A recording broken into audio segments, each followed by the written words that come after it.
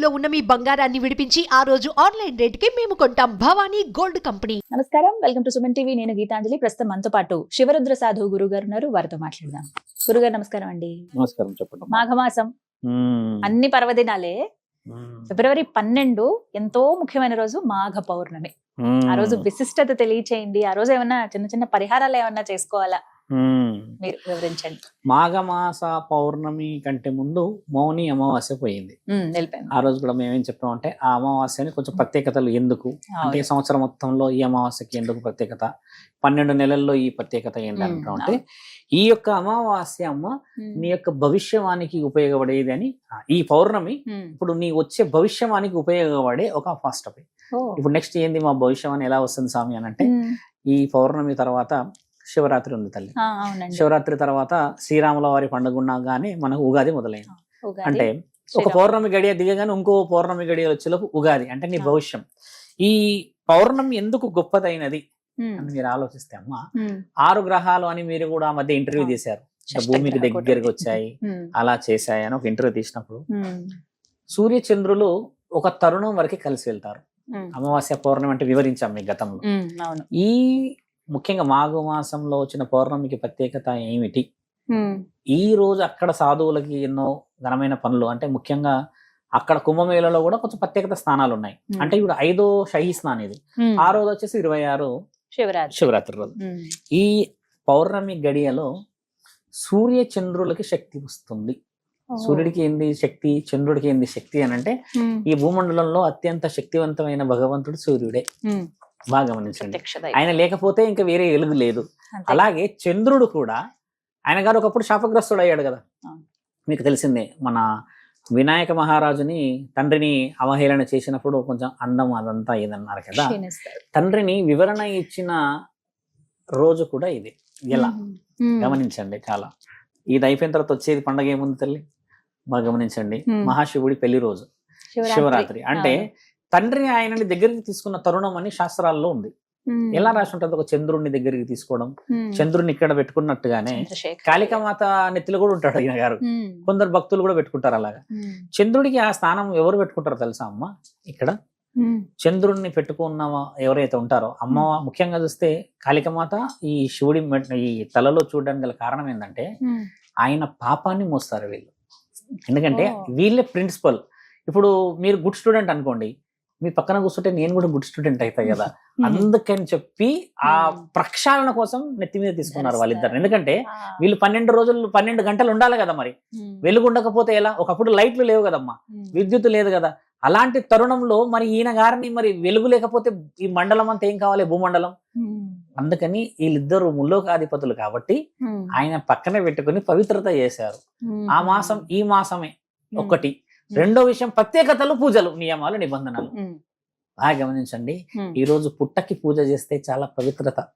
పౌర్ణమికి ఎలా ఎలా చెప్తారు అంటే, ఒక సర్పం ముఖ్యంగా ఏదైతే పవిత్రమైన కొన్ని సర్పాలమ్మ ఈ పౌర్ణమికే బయటికి వెళ్తాయి, మిగతా రోజులు బయటికి రావవి.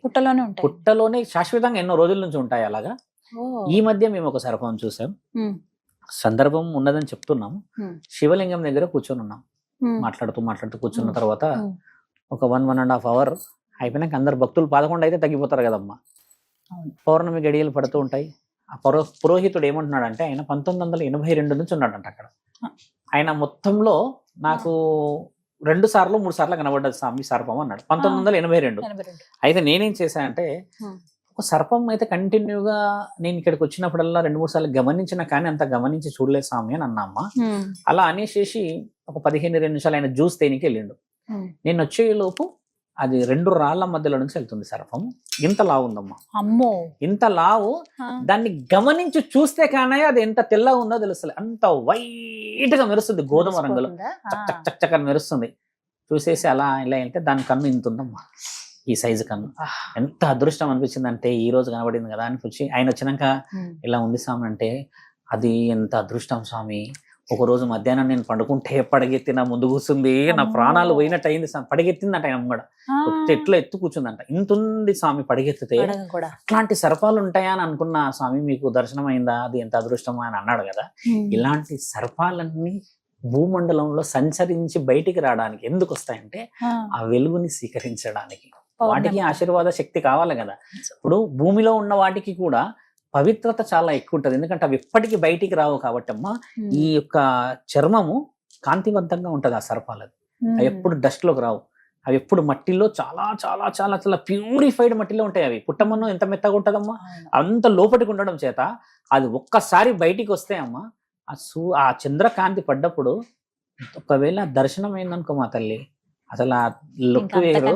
ఒక సందర్భంగా చెప్తున్నాము. ఒకరోజు నేను నా భార్య నిలబడ్డాం తల్లి, ఒక ఫస్ట్ ఫ్లోర్ లో నిలబడ్డప్పుడు మా ఇంటికి ఆపోజిట్ లో ఇల్లు కడుతున్నారు.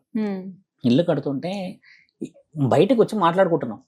12:45 1 మినిమం.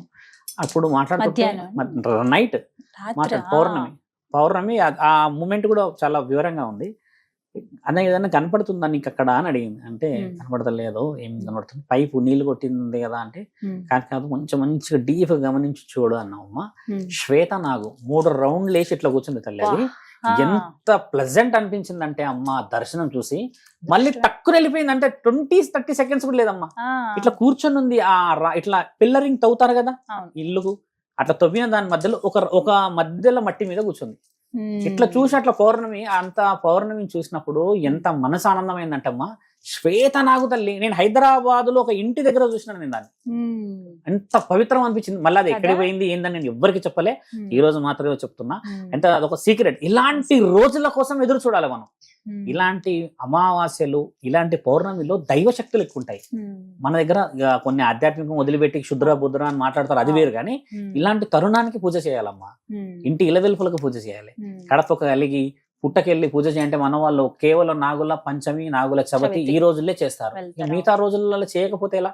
మరి ఇలాంటి నువ్వు చేసుకో కదా. వెలుగులో వచ్చే జీవరాశులలో ముఖ్యమైనది సర్పమే. దానికి ప్రత్యేకమైన రోజు. ఇందులో మళ్ళీ కొంతమంది ఏం చెప్తారు, ఈ యొక్క వివరణ మన కులదైవాలు, మన ఇలవేలుపుల ప్రత్యేకతలు వేరే ఉన్నాయి. ఇప్పుడు నేను చెప్పింది భూమికి అనుసంధానమైనది, పరమాత్ముడికి అనుసంధానమైనది. మరి ఈ మధ్యలో ఉన్నది ఎవరు? వాసుకి మెడలో ఉంటుంది. తర్వాత వాసుకి మళ్ళీ ఇంకెక్కడ ఉంటుంది? ఆ సముద్రంలో నుంచి అమృతం తీశారు కదా, కర్కాటకుడు. శివుడి మెడలో ఉన్న సర్పం పేరు కర్కాటకుడు. ఆ కర్కాటకుడు లాంటి సర్పాలమ్మ అక్కడక్కడ మనకు దర్శనం చేస్తూ ఉంటే, ఇలాంటి రోజులు చూస్తే కొన్ని దోషాలు వెళ్ళిపోతాయి కలి చూపుతోనే. మీకు తెలుసా తల్లి? అలా కనబడి అవి చూస్తేనే దోషాలు వెళ్ళిపోతాయి. అందరికి కనబడవు కదా తల్లి సర్పాలు. ఎవరికి పడితే అలా కనబడతాయి? అస్సలు కనబడవు అవి. మళ్ళీ అది పడిగెత్తి చూసింది అనుకో అమ్మ, అదొక పుణ్యం. ఇంకొకరు అంటారు పడిగెత్త కూడా నాయనకి పరిగెత్తుకొస్తుంది స్వామి అని అంటారు. ఇట్లా కొన్ని మనం చేసే దాన్ని బట్టే ఉంటాయి, కానీ అది ఎప్పుడు మనల్ని ఇబ్బంది పెట్టదు. అలా కొన్ని తరుణాలు ప్రత్యక్షంగా చూడాల్సిన పౌర్ణమిలు ఇవి. అయితే ఈ మాఘ పౌర్ణమి చాలా గొప్పది. మీరు వెళ్ళి పుట్ట దగ్గర పూజ చేసుకోవడం. పాలు పోయొచ్చండి? పాలు పోస్తారు, కానీ మనం ఇలా పోస్తారు తెలుసా? పాలు ఇంకా 20-30 లీటర్లు పోస్తారు అందులో. అది ఉకిరి బిక్కిరి అల్లనే పోయేటట్టు పోస్తారమ్మా. ఆడ పెట్టిపోవచ్చు కదా. సరే ఎంత తింటది పాలు, ఎంత తాగుతుందమ్మా ఒక సర్పం? మీరు ఆలోచించండి. ఇంత తాగుతుంది కదా. ఇక అందరూ ఆ రోజు శ్రీకృష్ణుడు దేవరాయలు చెప్పిండు కదా, మీరు నీళ్లు పాలు తిండి అంటే అందరూ నీళ్లు పోసిపోతారు చూడండి. పోసి అదంతా అది అవుతుంది. అలా చేయకూడదు.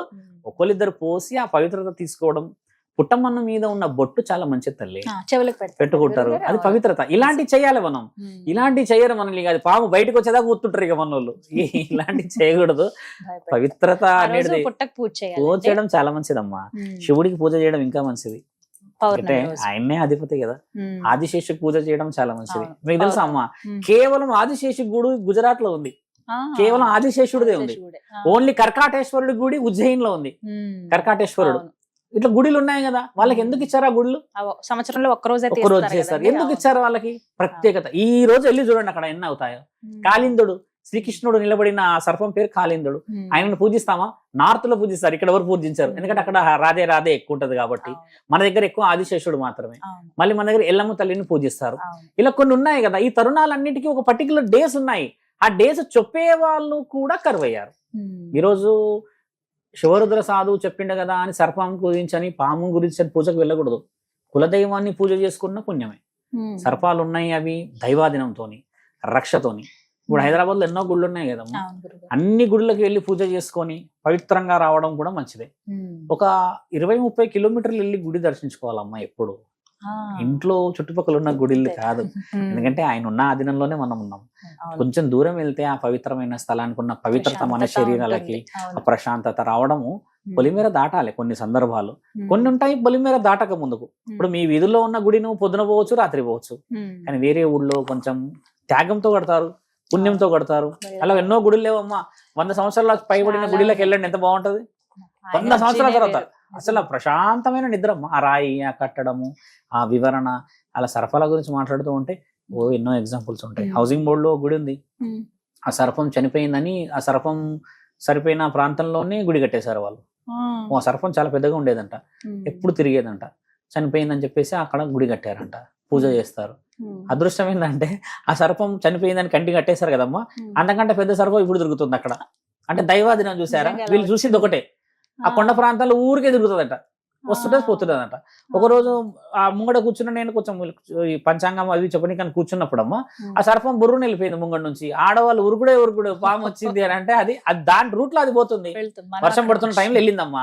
అప్పుడు వాళ్ళ పురోహితులు అంటారు, స్వామి ఇది తీసేసినాం అనుకున్నాం, లేదనుకున్నాం కానీ తిరుగుతుందంటే అదే మనం చేసిన పొరపాటు. 100 సంవత్సరాల చరిత్ర ఉన్న గుడిలో అమ్మ ఆయన ఎన్నైనా పెట్టుకోవచ్చు. రంగనాయక స్వామి ఆలయం అది, రంగనాయక స్వామి పడుకుంటాడే ఆదిశేషం మీద, మరి ఇంకా ఆయనకి అక్కడ వాళ్ళు లేకపోతే ఆయనకి మర్యాద ఉన్నట్ట. ఇలా పవిత్రమైన సర్పాలు ఉన్నాయి కాబట్టి వాటికి పూజ చేసే తరుణం ఇది. మీరు ఆలోచించండి ఒకసారి, ఆ పౌర్ణమి గడియలో ఒకసారి సర్పాన్ని చూసి ఎంత పుణ్యం అమ్మా. దాన్ని చూసి భయపడకూడదు. ఆ దినం అనేది పరమాత్ముడు, అది కరవాలన్నా శివుడి ఆజ్ఞ కదమ్మా. అందుకని మనం చేయాల్సినది ఇలాంటి పౌర్ణమిలో అమావాస్యలు వస్తే మొదట మన ఆత్మశుద్ధి చేసుకోవాలి. అంత పవిత్రమైన రోజులు. ఆ రోజు అక్కడ సాధువులందరూ ఎంత బలంగా స్నానాలు చేస్తారు. ఇప్పుడు ఆ సర్పం కూడా వచ్చిందంట అక్కడికి, అందులో నుంచి పడగెత్తి చూసిందంట. ఇవన్నీ ఎలా ఉంటాయంటమ్మా, అందరి వల్ల కాదు అవి చూడడం కూడా, కుదరదు కూడా. ఈ జూ పార్క్ కాదు కదమ్మా, ఆ పోగానే ప్రత్యేకం ఉండాలి, అదృష్టం ఉంటేనే. అదృష్టం అమ్మా, అదే తల్లి. నమస్కారం అండి. నమస్కారం తల్లి.